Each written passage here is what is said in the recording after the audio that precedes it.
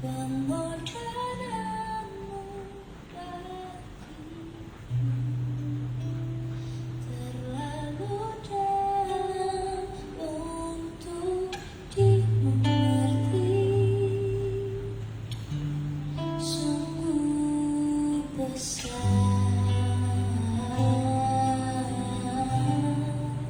sungguh indah yang kau pikirkan tentangku. Tak terselami bagiku. Sungguh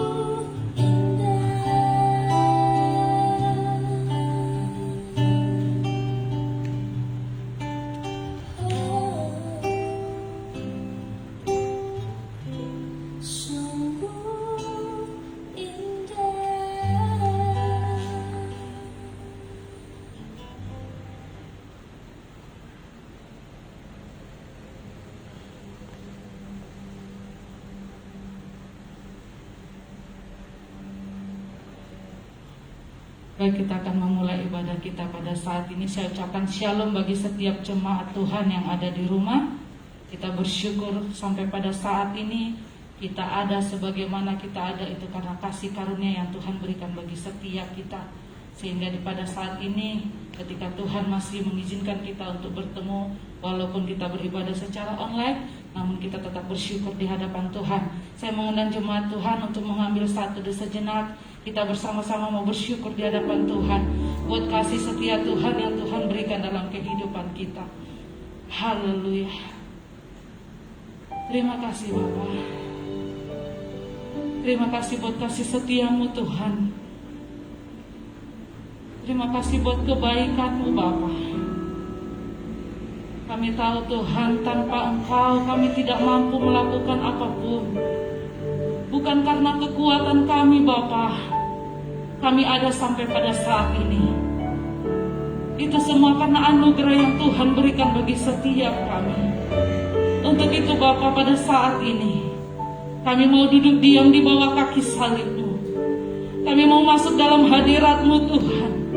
Kami mau bersyukur buat segala sesuatu yang telah Tuhan berikan bagi setiap kami. Sebab kami tahu Tuhan, hanya Engkaulah perisai kami Bapa.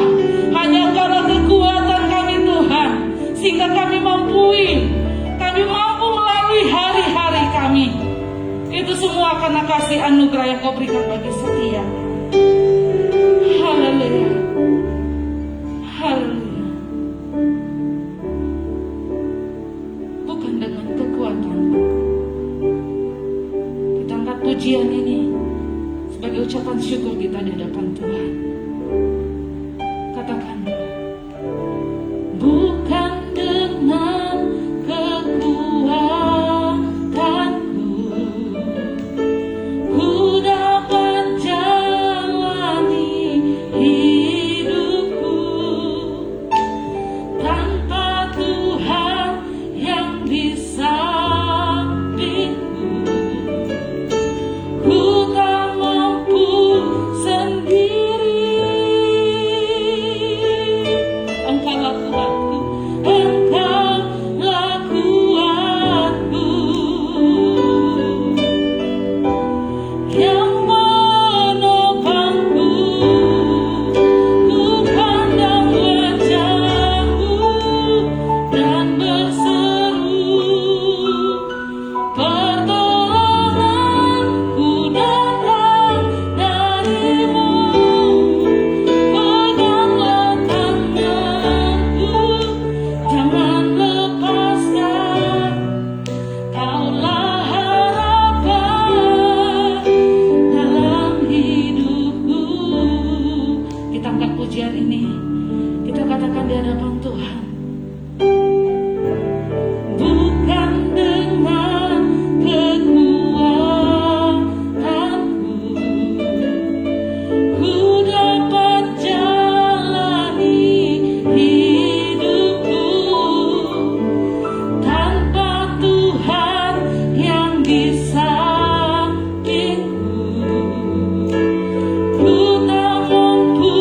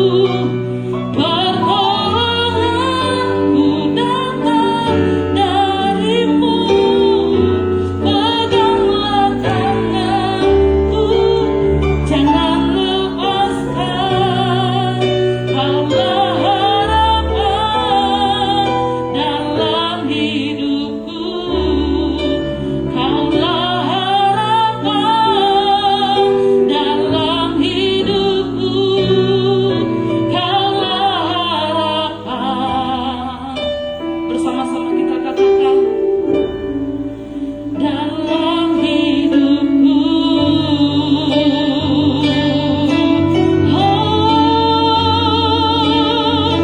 Kaulah harapanku, Kaulah harapanku. Kami bersyukur Tuhan, kami bersyukur Bapa. Kau ajaib, Kau dahsyat, Kau aku. Oh haleluya, haleluya. Kami mau bersyukur Tuhan, kami mau bersyukur. Ajaib Kau Tuhan, ajaib Kau Bapa.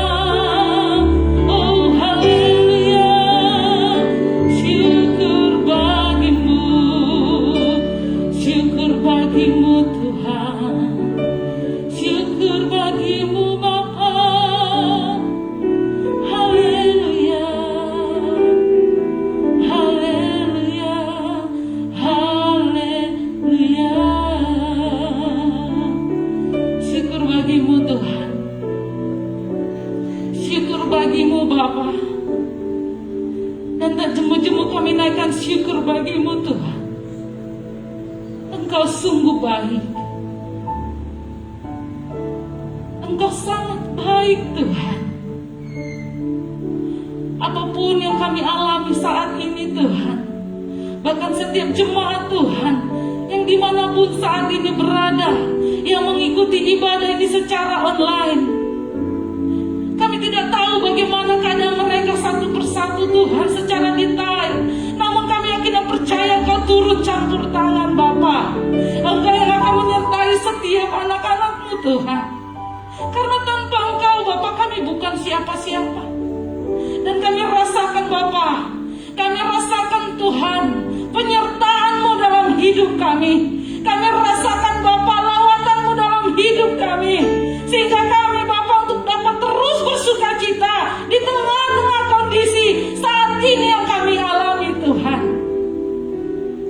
Mari jemaat Tuhan bersyukur di hadapan Tuhan.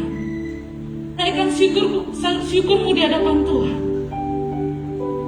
Katakan Dia baik, Allah sungguh baik. Bahkan Dia teramat baik bagi setiap kita. Di tengah-tengah kondisi kita masih dimampukan untuk memuji dan memuliakan. Haleluya, haleluya, haleluya. Syukur bagimu, syukur bagimu Tuhan, syukur bagimu Bapa, Allahku yang ajaib. Kami mau memuji-Mu Tuhan, kami mau tinggikan Kau Tuhan. Kau yang layak kami tinggikan Bapa, Kau yang layak kami agungkan. Haleluya, syukur bagimu Tuhan, syukur bagimu Bapa. Haleluya, haleluya. Syukur bagimu Tuhan, syukur bagimu Bapa. Sebab kami ada sebagaimana kami ada saat ini Tuhan. Itu kami sadari karena kasih anugerah-Mu. Kami mau bersorak-sorai Bapa di hadapan Engkau sebagai ucapan syukur kami, sebab Engkau Allah yang senantiasa menyertai kehidupan kami. Kami mau bersorak-sorai Bapa karena Engkau sumber kekuatan kami.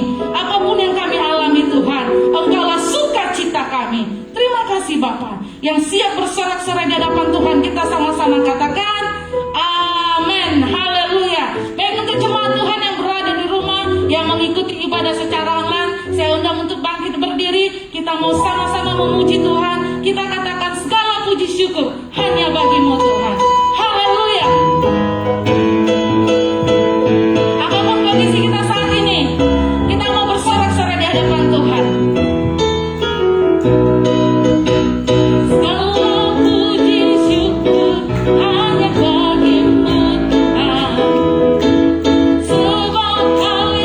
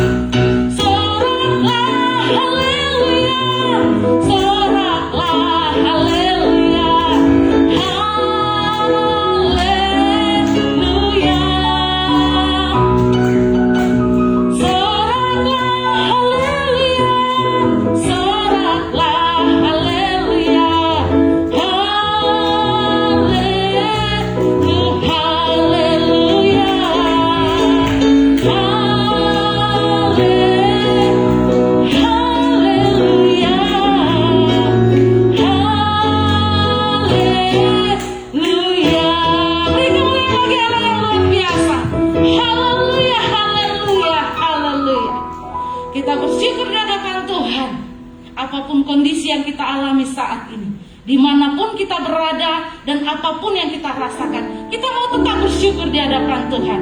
Karena kita tahu kita ada sampai saat ini, itu karena kasih anugerah yang Tuhan berikan bagi setiap kita. Mari Bapak Ibu jemaat Tuhan, kita mau merenungkan kebenaran firman Tuhan. Kita tahu bahwa Allah adalah perisai kita. Dialah kekuatan kita. Dialah yang akan menyertai kehidupan kita. Untuk itu kita mau duduk diam di bawah kaki salib Tuhan. Kita mau dikuatkan dengan kebenaran firman Tuhan. Karena dialah perisai kita yang mampu membuat kita mampu menjalani hari-hari demi hari. Bahkan di tengah-tengah kondisi saat ini, kita mampu berdiri menghadapi setiap badai kehidupan kita. Haleluya. Haleluya Yesus. Kami mau bersyukur Tuhan. Dan sampai kapanpun Bapa, kami mau tetap berdiri tegak bersama dengan Engkau. Haleluya, Engkaulah perisaiku.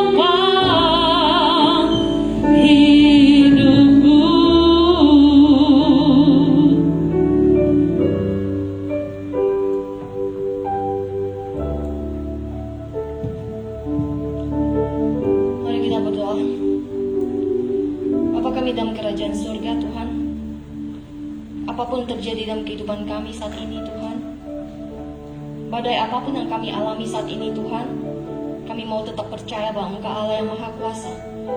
Engkau Allah yang mengasihi kami setiap anak-anak-Mu ya Tuhan. Kami percayakan hidup kami seluruhnya ke dalam tangan kuasa-Mu Tuhan. Kami sungguh bersyukur Tuhan apapun yang terjadi dalam hidup kami.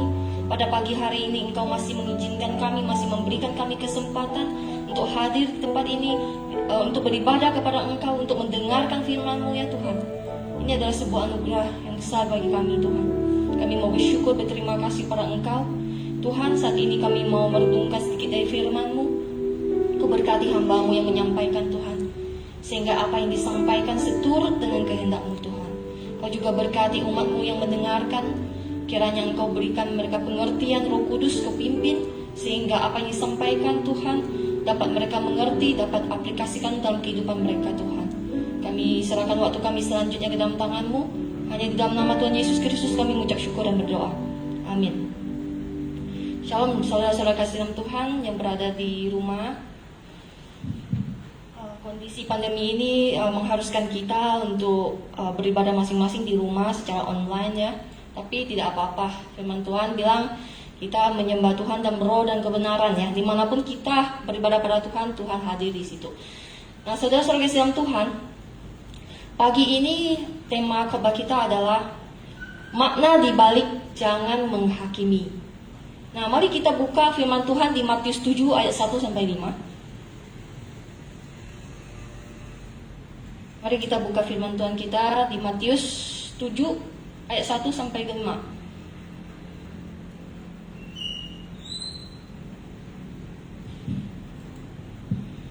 Saudara-saudara yang ada di rumah, mari kita baca bersama-sama. Matius 7 ayat 1 sampai 5. Jangan kamu menghakimi supaya kamu tidak dihakimi. Karena dengan penghakiman yang kamu pakai untuk menghakimi, kamu akan dihakimi. Dan ukuran yang kamu pakai untuk mengukur akan diukurkan kepadamu. Mengapakah engkau melihat serumbar di mata saudaramu, sedangkan balok di dalam matamu tidak engkau ketahui? Bagaimanakah engkau dapat berkata kepada saudaramu, biarlah aku mengeluarkan serumbar itu dari matamu, padahal ada balok di dalam matamu? Hai orang munafik, keluarkanlah dahulu balok dari matamu, maka engkau akan melihat dengan jelas untuk mengeluarkan serumbar itu dari mata saudaramu. Amin, saudara-saudara kasih Tuhan. Nah, saudara-saudara kasih Tuhan, apa yang kita pikirkan ketika kita mendengar kata menghakimi? Ya, banyak sekali orang salah mengartikan kata menghakimi ini ya. Nah, saudara-saudara kasih Tuhan, perintah Tuhan Yesus untuk tidak menghakimi ini sering sekali disalahartikan oleh sebagian orang Kristen. Ya, pada umumnya orang Kristen menganggap ayat ini sebagai perintah supaya kita itu tidak mengkritik orang lain, tidak menegur orang lain ya. Selain itu juga perintah jangan menghakimi ini juga sering menjadi kalimat pembelaan diri terhadap kritikan orang lain. Jadi biasanya kita sering dengar kan, ketika kita ditegur atau apa gitu, jangan menghakimi ya, menghakimi ya. Nah, namun demikian pesan yang ingin disampaikan oleh Yesus tidak sekedar mengenai apakah boleh menghakimi atau tidak. Tetapi di balik pernyataan Yesus ini, Ia ingin setiap anak Tuhan mengejar dan mencapai karakter-karakter surgawi, saudara-saudara kasih Tuhan. Nah, melalui karakter-karakter tersebut, setiap murid Kristus itu memiliki dasar untuk menegur dan membangun saudara seiman kita. Nah, sebelum kita menemukan setiap karakter di balik pesan Matius 7 ayat 1 sampai 5 ini, kita perlu meninjau latar belakang mengapa Yesus memberikan perintah jangan menghakimi di dalam khotbahnya di atas bukit ini. Nah, saudara-saudara kasih Tuhan, kalau kita lihat di dalam Matius 5 ayat 20, Yesus memberikan penegasan dalam khotbahnya itu mengenai hidup kerohanian pengikut Kristus itu harus lebih benar daripada hidup kerohanian para ahli Taurat dan orang Farisi. Ya, jadi di dalam Matius 5 ayat 20 Yesus memberikan penegasan mengenai hidup kerohanian orang-orang pengikut Kristus itu harus lebih benar daripada hidup kerohanian orang-orang para ahli Taurat dan orang Farisi. Jadi orang Kristen ini sebagai pewaris kerajaan surga, saudara kasih Tuhan. Jadi mau nggak mau mereka harus berbeda hidupnya dengan orang-orang Farisi, ya. Standar kebenaran para ahli Taurat dan orang Farisi. Nah, saudara-saudara kasih Tuhan, jika orang Farisi ini dan ahli Taurat ini memiliki dosa kemunafikan sebagai standar kebenaran mereka dalam menghakimi orang lain, maka kita sebagai pengikut Kristus harus memiliki karakter Kristus sebagai dasar kebenaran dalam menegur saudara seiman kita. Benar nggak saudara-saudara kasih Tuhan? Saya ulangin ya, jika orang Farisi dan ahli Taurat memiliki dosa kemunafikan sebagai standar kebenaran mereka dalam menghakimi orang lain, kita sebagai pengikut Kristus harus memiliki karakter Kristus sebagai dasar kebenaran dalam menegur orang lain. Nah, jadi apakah kita boleh menghakimi orang lain, saudara-saudara kasih Tuhan? Sejauh apakah kita boleh menghakimi orang lain? Pesan apakah dibalik jangan menghakimi menurut Tuhan Yesus? Nah, ada 3 poin besar yang bisa kita pelajari dari firman Tuhan di Matius 7 ayat 1 sampai 5 ini. Poin yang pertama adalah mengajarkan kepada kita bahwa orang Kristen itu tidak boleh berperilaku seperti hakim yang kejam, ya.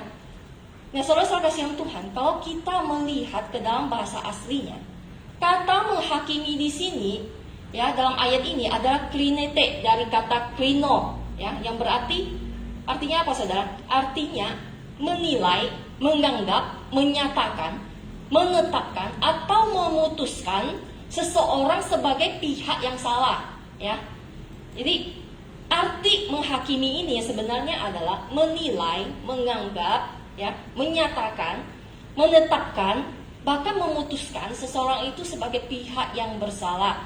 Jadi apa yang dimaksud dengan jangan menghakimi di sini berarti kita tidak boleh menyatakan bahwa seseorang itu berada di jalur yang salah dong. Benar kan? Jangan menghakimi. Sedangkan arti menghakimi ini jangan menyatakan, memutuskan bahwa seseorang itu salah.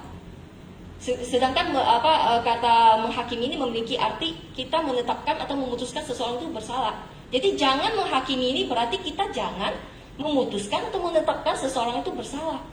Nah, apa yang dimaksud dengan jangan menghakimi? Sebenarnya, jika seperti itu pengertiannya, jika benar demikian seperti yang tadi saya ngomong, mengapa justru ada banyak contoh di dalam Alkitab yang mengajarkan sebaliknya? Yang mengajarkan bahwa kita harus menegur orang yang bersalah. Nah, jadi perkataan Tuhan Yesus jangan menghakimi ini tidak mungkin ditafsirkan sebagai perintah untuk menonaktifkan kemampuan kita untuk menilai orang lain. Misalnya memberikan kritikan yang membangun, menegur orang yang bersalah. Bukan maksud Tuhan Yesus begitu. Mengapa demikian? Karena memang kita tidak boleh diam, ya. Tidak boleh diam ketika melihat sesuatu yang salah, ya. Karena kenapa? Karena perilaku yang demikian tidak jujur, saudara, dan munafik, ya. Selain itu, memilih untuk diam terhadap kesalahan orang lain itu juga bertentangan dengan sikap Tuhan Yesus yang berintegritas dan membenci kemunafikan, ya. Lalu saudara-saudara kasih Tuhan, apakah yang dimaksud oleh Yesus dengan jangan menghakimi?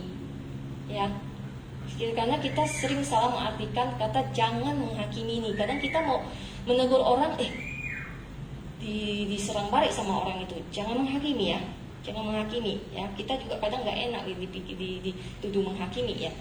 Yang dimaksud oleh Yesus adalah Yesus itu tidak suka dengan orang yang suka menghakimi dalam arti senang mencari-cari kesalahan orang lain, saudara.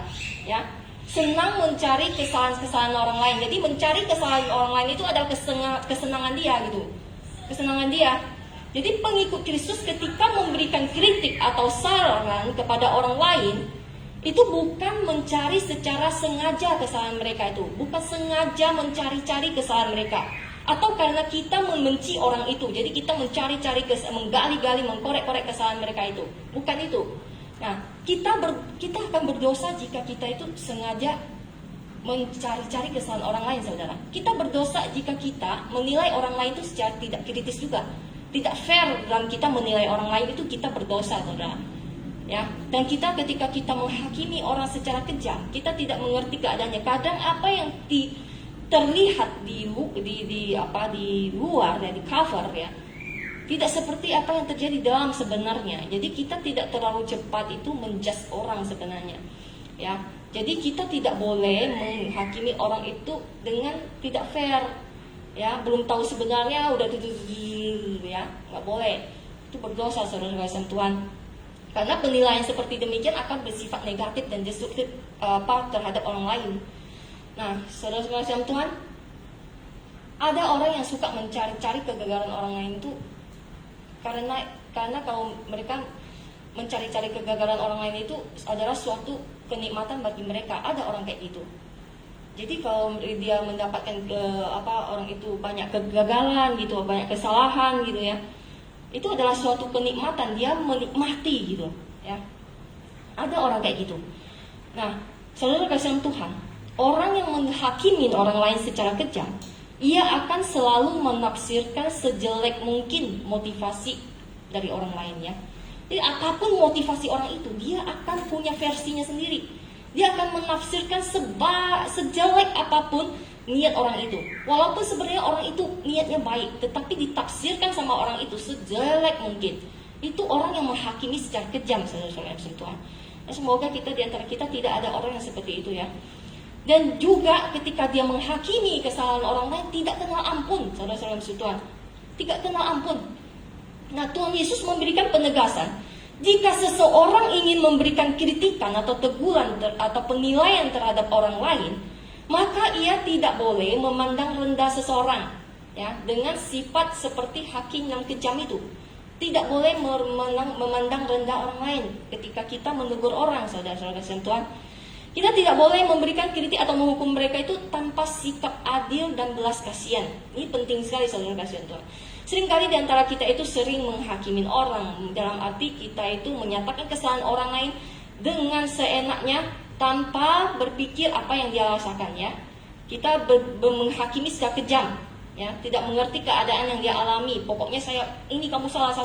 Itu tanpa belas kasihan. Itu tidak fair, saudara. Apalagi kita kadang tidak tahu sebenarnya apa yang terjadi. Kita melihat dari luarnya itu salah. Kita menghakimi mati-matian. Itu hakim yang kejam, saudara-saudara Tuhan. Itu tidak boleh terjadi dalam komunitas gereja kita. Ya, saudara-saudara Tuhan. Dan Yesus bilang ketika kita memberikan teguran atau menilai orang lain, kita itu tidak boleh memandang rendah orang lainnya.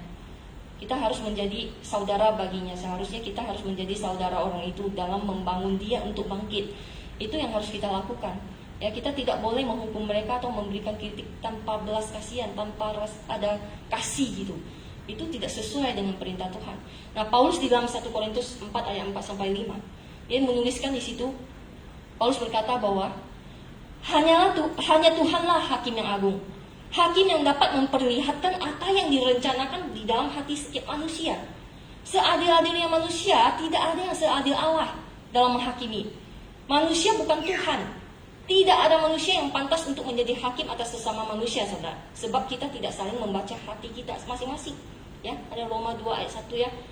Dan oleh karena dosa, ya, oleh karena kita sudah semua jatuh dalam dosa, hati manusia itu tercemar oleh keinginan untuk berbuat oleh keinginan kita untuk berbuat jahat terus-menerus, sehingga penghakiman yang diberikan oleh manusia itu tidaklah sempurna. Kadang malah kebanyakan tidak fair, saudara-saudara Tuhan, ya, karena udah tercemar dengan dosa, ya. Namun di dalam belas kasihan Allah, manusia diberikan anugerah oleh Allah, yaitu anugerah Roh Kudus dan firman Tuhan, saudara. Sehingga setiap murid Kristus dengan pimpinan Roh Kudus dan firman Tuhan, kita dapat menegur dan membangun komunitas orang percaya. Nah, itu adalah semua anugerah. Ya. Jadi Yesus ingin menyatakan bahwa janganlah kamu menghakimi sesama kita dan orang lain dengan motivasi pertama, sengaja mencari-cari kesalahan orang lain. Sengaja, ya, ingat ya, sengaja mencari kesalahan orang lain. Kedua, sikap menghukum yang disertai keinginan untuk menjatuhkan orang itu. Nah, itu tidak boleh. Ya, jadi motivasi kita itu diperhatikan ketika kita menegur orang lain, ya. Yang ketiga, ketika kita menegur orang lain, jangan memandang rendah seseorang dengan sifat seperti hakim yang kejam. Seperti yang tadi saya jelasin, ya. Yang keempat, ya, memberikan kritik dan menghukum mereka tanpa sikap adil dan cinta kasih, ya.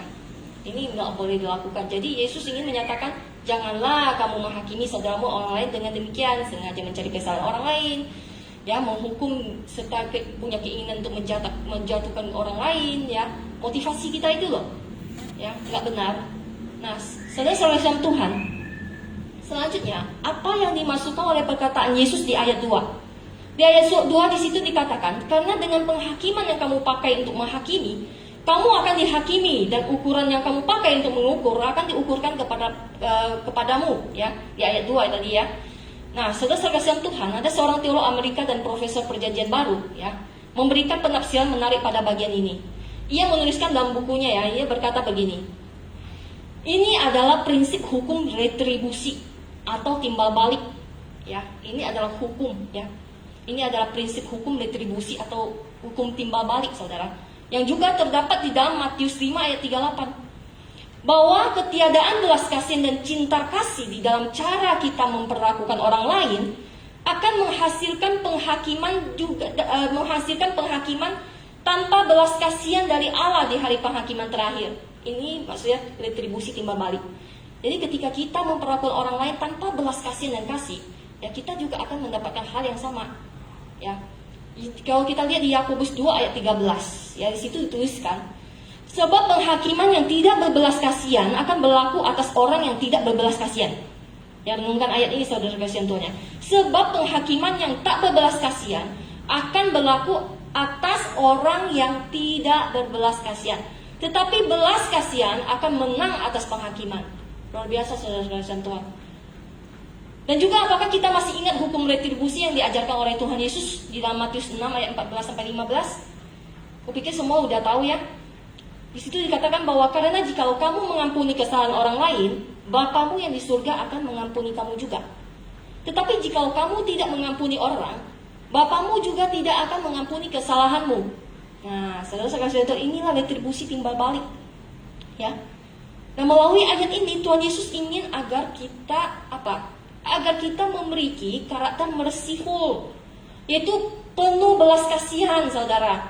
Ini yang Tuhan Yesus ingin kita capai. Karakter yang Tuhan Yesus ingin kita capai adalah mempunyai karakter merciful yang penuh belas kasihan. Kita harus menjadi orang yang penuh belas kasihan, ya.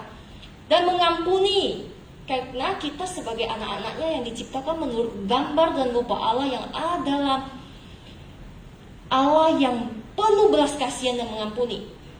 Kalau kita tidak punya belas kasihan, punya hati yang mengampuni, anak siapakah kita? Ya, bukan anak Tuhan ya.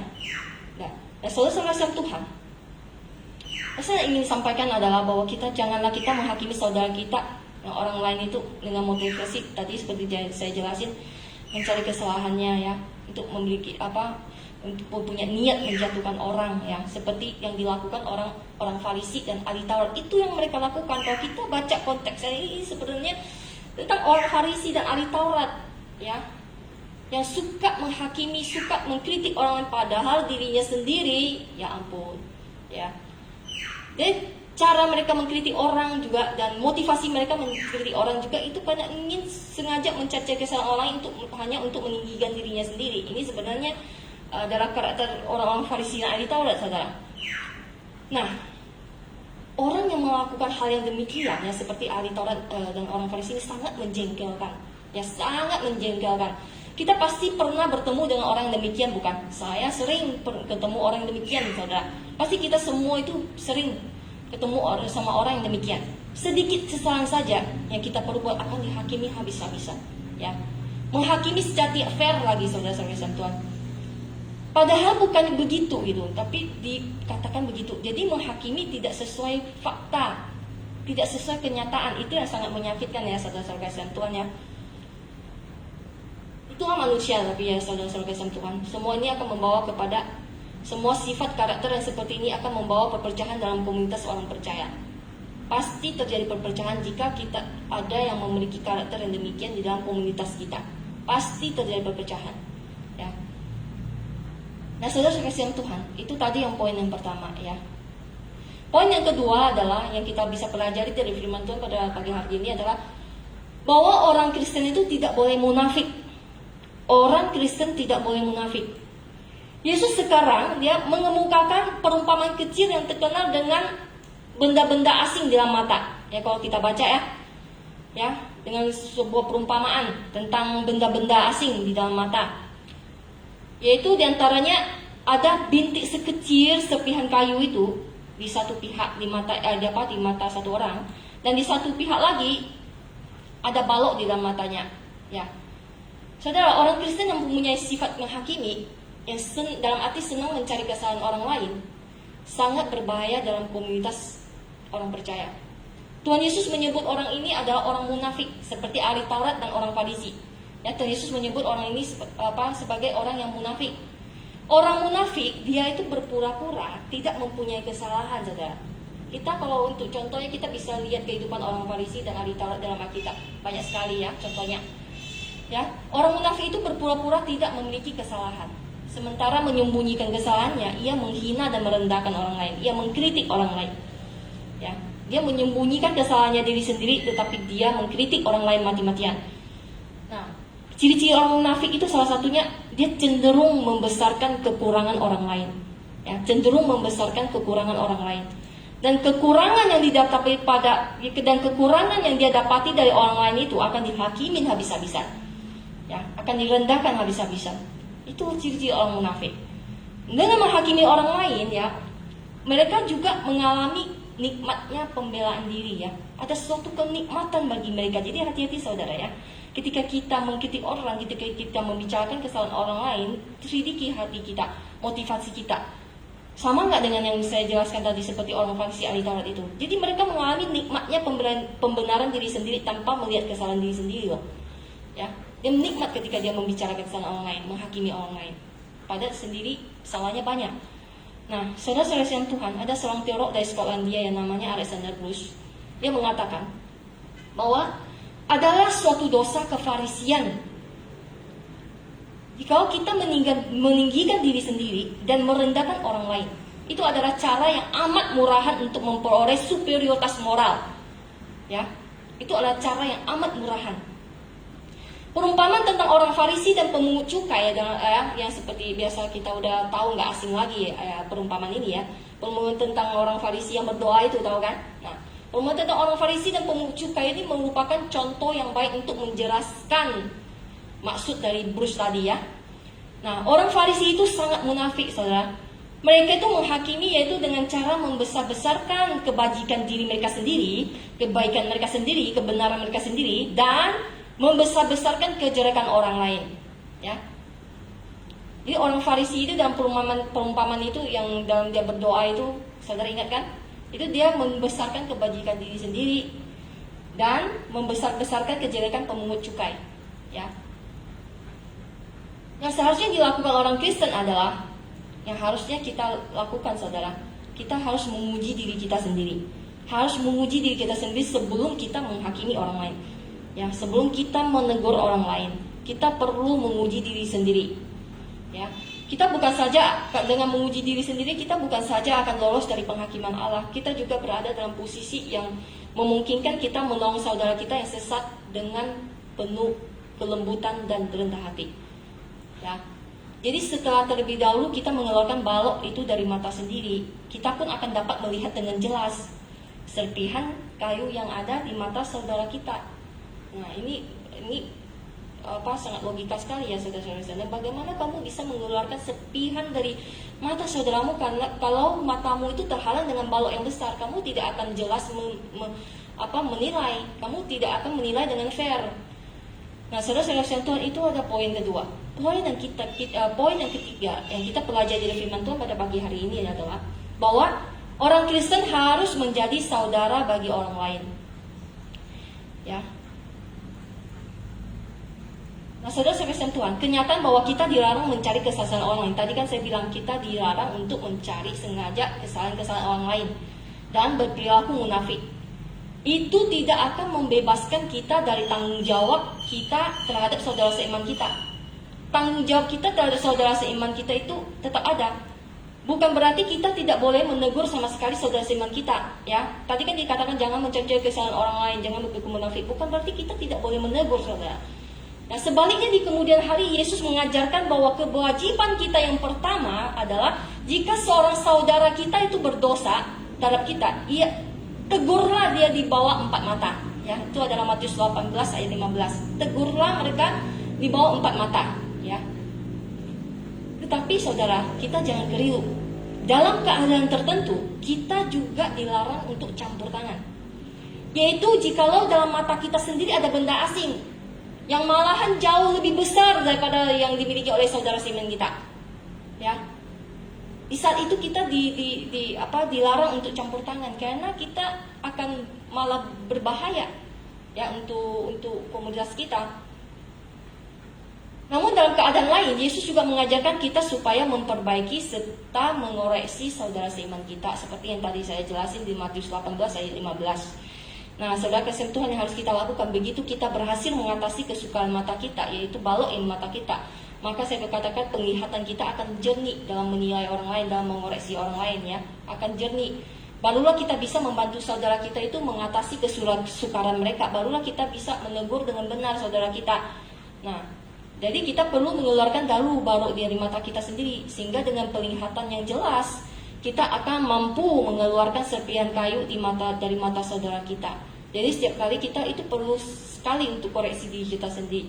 Udah benar nggak kita? Udah kesalahan apa sih yang kita lakukannya? Kalau banyak itu ya kita harus bertobat ya saudara-saudara. Contoh, jangan hanya tahu menghakimi, melihat, jangan dalam mata kita itu hanya melihat kesalahan orang lain, padahal kesalahan kita itu tidak pernah kita sadari, tidak pernah mau bertobat. Nah itu yang tidak diinginkan oleh Yesus loh. Nah saudara kasih dalam Tuhan, oleh sebab itu menghakimi atau menegur orang lain tidak disalahkan oleh Yesus. Jangan salah artikan, jangan menghakimi itu dulu. Banyak orang salah artikan, memakai ayat ini sembarangan. Jangan menghakimi. Padahal konteksnya kita harus pelajari. Konteksnya apa? Maksudnya apa? Yesus bilang jangan menghakimi. Jangan menghakimi di sini bukan berarti kita tidak boleh menegur saudara seiman kita atau menegur yang salah, bukan. Ya, tadi saya di atas sudah jelaskan mengapa menghakimi seperti apa yang boleh, ya, yang tidak boleh seperti apa. Nah, saudara sekalian dalam Tuhan. Jadi Tuhan Yesus tidak melarang orang untuk mengkritik orang lain ya, atau menghakimi orang lain. Yang disalahkannya adalah, yang disalahkan Yesus, yang tidak disetujui oleh Yesus adalah, yang dilarang oleh Yesus adalah mengkritik orang lain dengan kejam, tapi tidak mengkritik diri sendiri.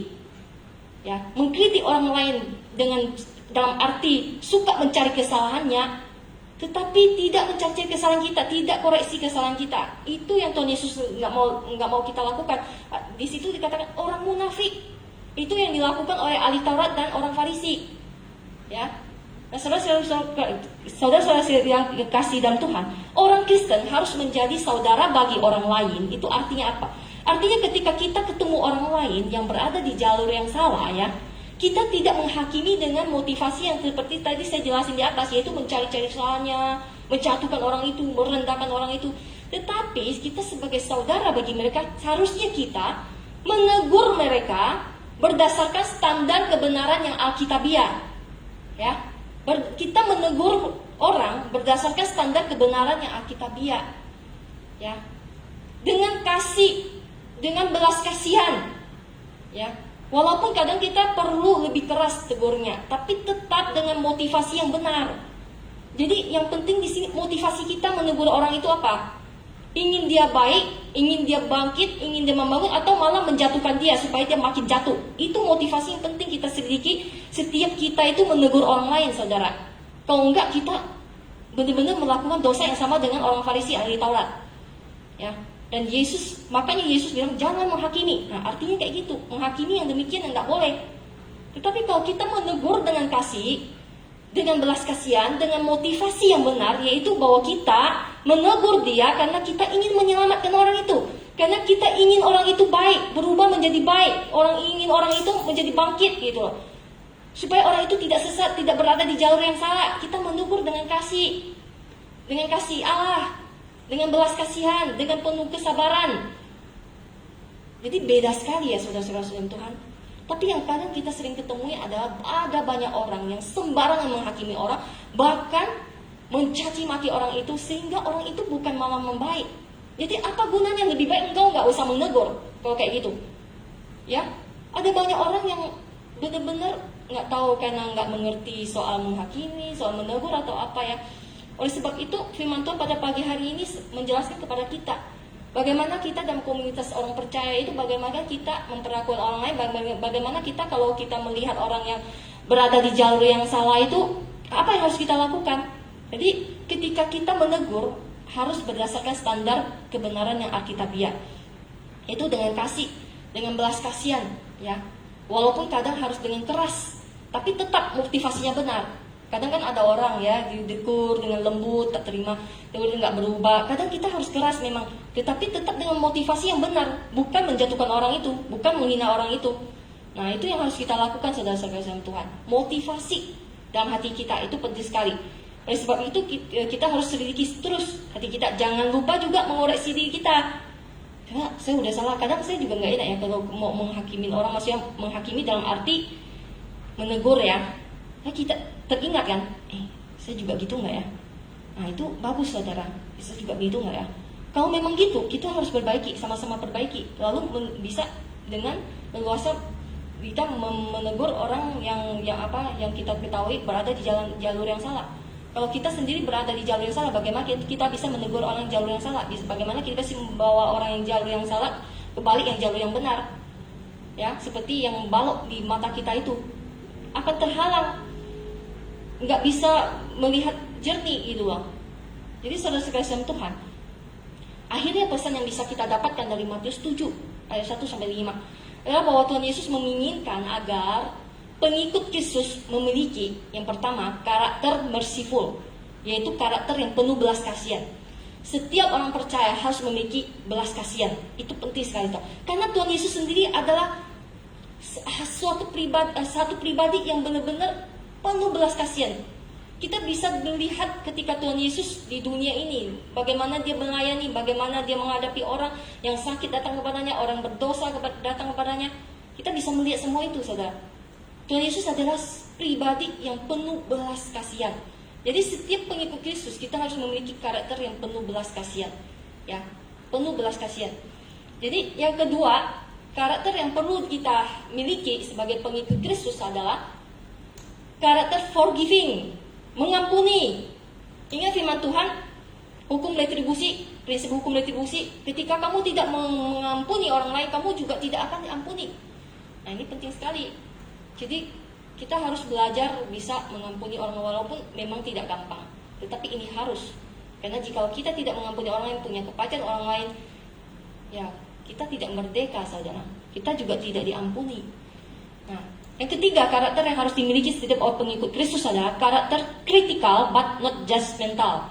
Itu artinya bahwa kritis tanpa sengaja mencari kesalahan orang lain. Kita boleh kritis, ya, tetapi nggak boleh sengaja mencari-cari kesalahan orang lain. Nah, itu bedanya.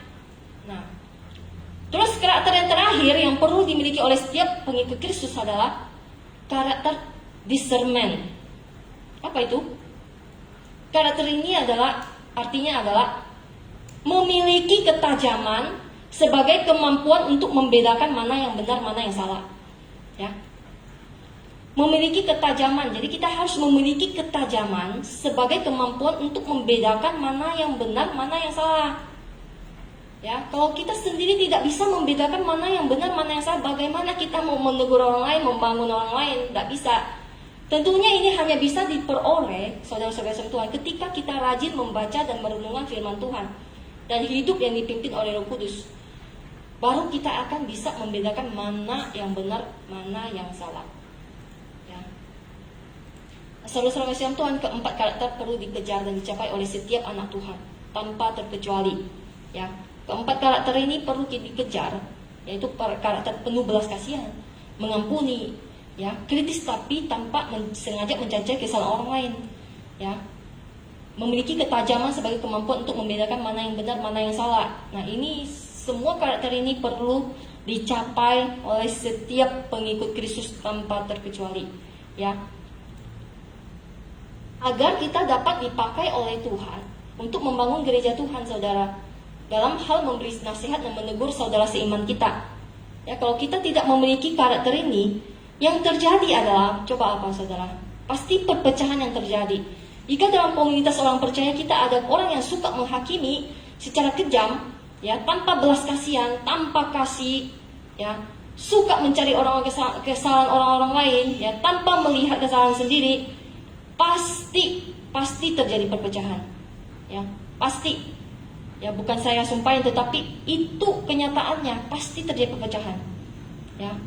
Nah, saudara-saudara Tuhan, ada pertanyaan yang perlu kita tanyakan kepada diri kita sendiri. Di akhir khotbah saya ini, saya akan memberikan beberapa pertanyaan untuk kita renungkan bersama. Pertanyaan pertama, ya, coba kita tanyakan kepada kita sendiri, selama ini kepada siapakah kamu sering memberikan penghakiman? Penghakiman dalam arti suka mencari-cari kesalahan orang lain itu, ya. Pertanyaan yang pertama yang perlu kita renungin bersama adalah, kepada siapakah kita sering memberikan penghakiman? Dalam arti suka mencari kesalahan orang lain, menghakimi tanpa belas kasihan. Kepada siapa? Ya. Apakah itu orang tua kita, anak kita, teman gereja, saudara di rumah, guru, atau siapapun itu, coba kita koreksi. Terus pertanyaan kedua yang perlu kita renungkan, pelajaran apa yang kita bisa pelajari dari firman Tuhan pada pagi hari ini? Dengan tema jangan menghakimi ini. Apa yang bisa kita pelajari? Apa yang kita dapatkan? Coba renungkan. Kita seringkali harus mendengarkan khotbah itu udah lewat, lupa lagi. Kita benar-benar harus merenungkan apa sih pesan Tuhan pada hari ini, pada pagi hari ini, lewat khotbah pada pagi hari ini. Apa sih yang Tuhan ingin sampaikan kepada saya? Nah, itu pertanyaan yang perlu kita renungkan bersama. Terus pertanyaan yang perlu kita renungkan bersama yang ketiga adalah dari keempat karakter yang tadi saya jelasin, yaitu merciful, forgiving, critical, not judgmental, discernment, itu keempat karakter itu. Dari keempat karakter yang tadi saya jelaskan itu, berapa karakter yang kira-kira yang bisa Anda kejar dan bisa Anda capai? Nah, coba jangan kita habis mendengarkan ini jadi kita tetap sama seperti yang kemarin-kemarin. Tetap sama, dan cara kita menegur orang juga masih tetap sama. Enggak boleh, saudara-saudara. Ketika Tuhan memberikan firman-Nya, ya kita harus mendengar. Ketika pagi ini firman Tuhan disampaikan, kita berarti harus mendengar, menerima, ya, dan melakukannya dalam kehidupan sehari-hari. Jadi yang diajarkan firman Tuhan pada pagi hari ini, bahwa kita itu bukan dilarang untuk menegur sesama kita, saudara, tetapi kita dilarang ketika kita itu menegur seseorang, mengkritik orang dengan motivasi yang tidak benar, dengan motivasi yang dengan sengaja mencari kesalahan mereka, menjatuhkan mereka, menghina mereka, merendahkan mereka. Jadi kita hanya boleh menegur orang lain dengan penuh belas kasihan, dengan motivasi yang benar, bahwa kita ingin orang itu baik, orang itu kembali ke jalan yang benar. Itu motivasi yang harus ditanamkan kepada kita setiap kali kita ingin menegur orang lain. Itu penting sekali. Jangan kita menjadi orang munafik juga, saudara. Tuhan Yesus ya memberikan banyak perumpamaan tentang orang munafik, orang Farisi, ahli Taurat, ya. Itu sebabnya Tuhan Yesus mengingatkan kita bahwa kehidupan rohani kita itu harus lebih benar daripada kehidupan orang-orang Farisi dan ahli Taurat. Coba saudara selidiki, apa sih kehidupan orang-orang Farisi, ahli Taurat? Apa sih? Mereka itu munafik, suka mencari-cari kesalahan orang lain, suka mengkritik orang yang terus-menerus dengan motivasi yang salah. Nah, itulah yang tidak boleh kita lakukan. Dan marilah saudara-saudara Tuhan, setelah firman Tuhan pada pagi hari ini, marilah kita saling membangun, saling menegur saudara-saudara iman kita, siapapun itu. Apakah itu dia orang yang kita tidak suka, tetap tidak boleh dengan motivasi yang disebutkan sebagai contoh orang Farisi, ahli Taurat itu. Tetap kita harus menegur mereka dengan motivasi yang benar, dengan kasih, dengan belas kasihan, karena Allah kita adalah pribadi yang penuh belas kasihan. Nah, saudara kasihan Tuhan, semoga firman Tuhan ini memberkati kita semua. Mari kita berdoa. Bapa kami dalam kerajaan surga, kami sungguh bersyukur pada pagi hari ini Tuhan, firman Tuhan yang singkat ini Tuhan. Kami bersyukur bahwa Engkau mengingatkan kami bahwa kami Tuhan, kehidupan rohani kami sebagai orang-orang percaya harus lebih benar daripada kehidupan orang-orang Farisi, ahli Taurat ya Tuhan, bahwa kami tidak boleh bertindak sebagai hakim dalam arti mengkritik orang lain dengan sengaja mencari-cari kesalahan orang lain dan menyembunyikan kesalahan kita sendiri. Ya Tuhan, kami tahu bahwa selama ini Tuhan, kami sudah banyak melakukan kesalahan yang demikian, dosa yang demikian, yang sama dengan orang Farisi dan ahli Taurat Tuhan. Pada pagi hari ini kami diingatkan oleh Tuhan, ini adalah sebuah anugerah dari Tuhan, sebuah kebaikan dari Tuhan, bahwa Engkau menegur orang yang dikasihinya. Tuhan, kami orang-orang yang Engkau kasih. Maka pada pagi hari ini Engkau menegur setiap kami Tuhan. Biarlah lewat firman Tuhan pada pagi hari ini Tuhan, kami semua boleh memiliki karakter-karakter sebagai pengikut Kristus ya Tuhan, yang memiliki belas kasihan, memiliki hati yang mengampuni ya Tuhan, memiliki hati yang penuh belas kasihan kepada setiap orang ya Tuhan, seperti Engkau Tuhan Yesus yang memiliki hati yang penuh belas kasihan kepada semua orang. Tuhan, kami serahkan hidup kami seterusnya ke dalam tangan-Mu Tuhan. Apapun kondisi dunia ini, tapi kami percaya Engkau yang memegang kendali Tuhan, Engkau yang memegang dunia ini Tuhan. Bukan siapa ya Tuhan, tetapi Engkau yang berkuasa atas seluruh ciptaan Tuhan. Kami tenang ketika kami mengetahui bahwa Engkau Allah yang berdaulat, Engkau Allah yang mengatasi semua hal ya Tuhan. Engkau Allah yang menguasai alam semesta ini Tuhan. Bahkan firman Tuhan berkata bahwa sehelai rambut kami pun tidak akan jatuh tanpa seizin Engkau ya Tuhan. Burung pipit yang murah itu pun Tuhan tidak akan jatuh Tuhan. Tidak akan jatuh tanpa seizin Engkau ya Tuhan. Apalagi kami manusia ya Tuhan, anak-anak yang Engkau kasihi Tuhan. Engkau pasti akan memelihara hidup kami. Ini iman kami Tuhan, ini kepercayaan kami terhadap Engkau ya Tuhan. Dan kami bersyukur punya Allah yang luar biasa seperti Engkau ya Tuhan. Tuhan, kami serahkan waktu kami selanjutnya ke dalam tangan-Mu. Hanya di dalam nama Tuhan Yesus Kristus kami mengucap syukur dan berdoa. Haleluya. Amin.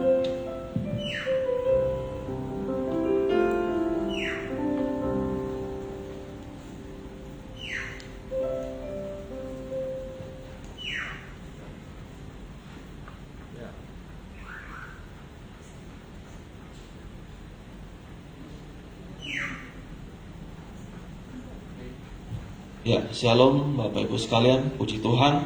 Saya percaya kita diberkati oleh firman Tuhan pada pagi hari ini. Sedikit pengumuman yang pertama yaitu bahwa untuk ibadah kita sementara tetap hanya online karena sesuai dengan apa yang dianjurkan oleh pemerintah pusat maupun kota Batam. Sementara ini ada aturan PPKM ya, jadi di dalam PPKM ini termasuk tempat ibadah tidak boleh ada ibadah di tempat. Jadi sementara kita online untuk minggu depan dan sepertinya saya dapat informasi bahwa PPKM akan diperpanjang sampai bulan Agustus. Tanggal berapanya belum tahu pasti. Jadi saya berharap kiranya walaupun hanya ibadah online, kita tetap setia kita ikuti ibadah dan kita persiapkan diri kita dengan baik ketika kita mengikuti ibadah online. Yang kedua, yaitu minggu depan karena adalah minggu pertama bulan Agustus, tanggal 1 kita ibadahnya, maka kita ada perjamuan kudus. Dan bagi Bapak Ibu yang ada di rumah ya, yang ingin mengikuti perjamuan kudus, silakan. Perjamuan kudusnya bisa diambil sendiri di gereja, atau jika ada halangan tidak bisa ambil sendiri, bisa hubungin pihak gereja, bisa hubungi kami dan kami akan mengantar roti dan perjamuannya ke rumah Bapak Ibu sekalian ya. Kemudian pengumuman berikutnya yaitu bagi jemaat juga yang belum divaksin ya, kami harapkan agar seluruh jemaat gereja Presbyterian harus divaksin ya, jangan ada yang tidak divaksin karena ini penting sekali ya, kita supaya kita memiliki kekebalan tubuh ya yang lebih baik ya. Dan kalau ada yang belum tahu harus daftar di mana, vaksin di mana, silakan bisa hubungi kami, nanti kami akan bantu, kami fasilitasi. Kemudian yang terakhir yaitu bahwa untuk setiap persembahan ya bisa ditransfer ke rekening gereja yang sudah di layar yaitu di BCA, dan kami juga berterima kasih kepada seluruh jemaat yang sudah memberikan persembahan. Kiranya Tuhan Yesus memberkati kita semua.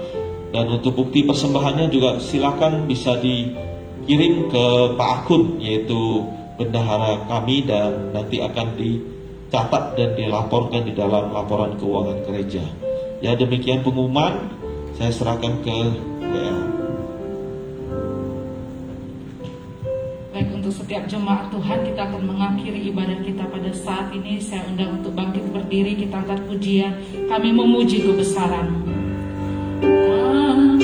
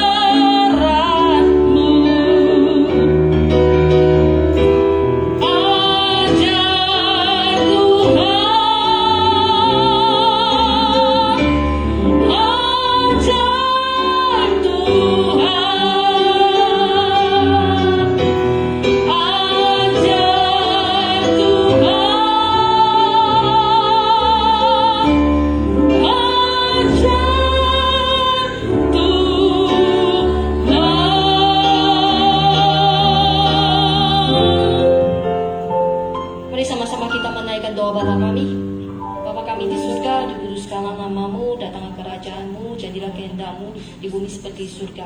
Berikanlah kami pada hari ini makanan kami yang secukupnya, dan ampunilah kami akan kesalahan kami, seperti kami juga mengampuni orang yang bersalah pada kami. Dan janganlah membawa kami ke dalam pencobaan, tetapi lepaskanlah kami daripada yang jahat. Karena Engkaulah yang mempunyai kerajaan, dan kuasa, dan kemuliaan sampai selama-lamanya. Amin. Nah, saudara-saudara yang Tuhan, umat yang kasih dalam Tuhan, mari kita arahkan pandangan dan hati kita kepada Tuhan Sang Pemberi berkat. Kiranya kasih setia dari Allah Bapa, damai sejahtera dari Tuhan kita Yesus Kristus, serta persekutuan yang indah bersama Roh Kudus menyertai kita sekalian anak-anak Tuhan, mulai saat ini sampai Yesus datang yang kedua kalinya. Haleluya. Amin. Silakan saat teduh saudara-saudara Tuhan, kebaktian kita selesai dan Yesus memberkati.